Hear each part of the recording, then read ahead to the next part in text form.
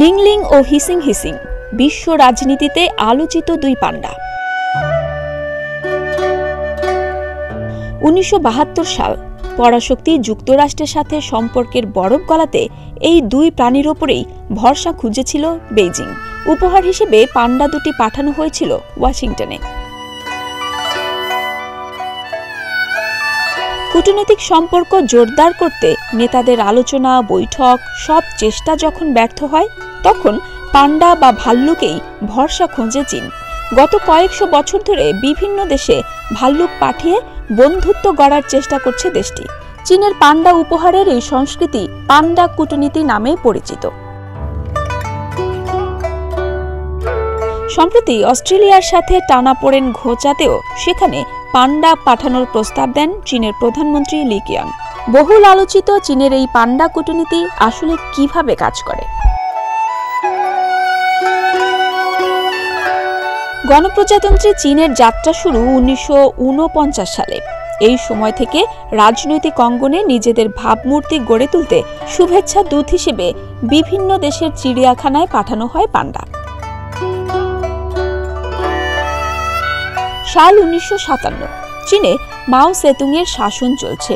Soviet শাসনের সূচনাকারী October বিপ্লবের 40তম বার্ষিকীতে সাবেক সোভিয়েত ইউনিয়নকে পিং পিং নামে একটি পান্ডা উপহার দেন মাও সেতুং। 2 বছর বাদে সমাজতান্ত্রিক বিশ্বের সাথে সম্পর্ক পাকাপোক্ত করতে আরও একটি পান্ডা পাঠায় চীন।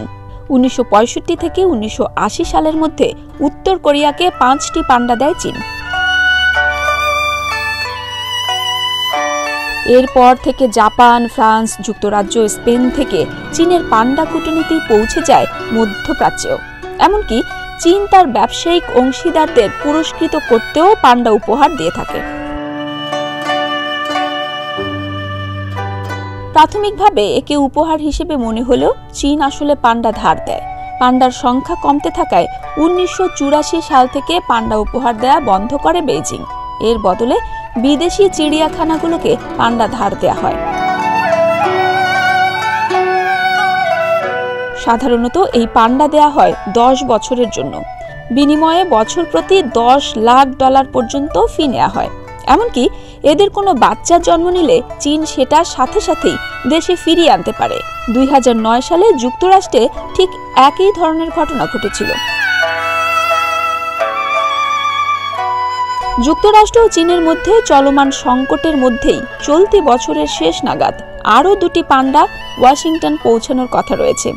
মার্কিন ফার্স্ট লেডি জিল বাইডেন এক ভিডিও বার্তায় চীনের কাছ থেকে 2টি জায়ান্ট পান্ডার পাওয়ার ঘোষণা দেন। বলেন, এটি একটি ঐতিহাসিক মুহূর্ত। চীনের পক্ষ থেকে এর অর্থ হল যুক্তরাষ্ট্রের সাথে সম্পর্ক উন্নয়নে দেশটি নিজেদের আরও উন্মুক্ত করেছে। অর্থাৎ কূটনীতিতে পান্ডা বিনিময়কে গুরুত্বপূর্ণ হিসেবেই দেখে বেইজিং। চীনের অভ্যন্তরীণ সংরক্ষণ কর্মসূচি বলছে দেশটিতে পান্ডা এখন আর বিপন্ন নয়।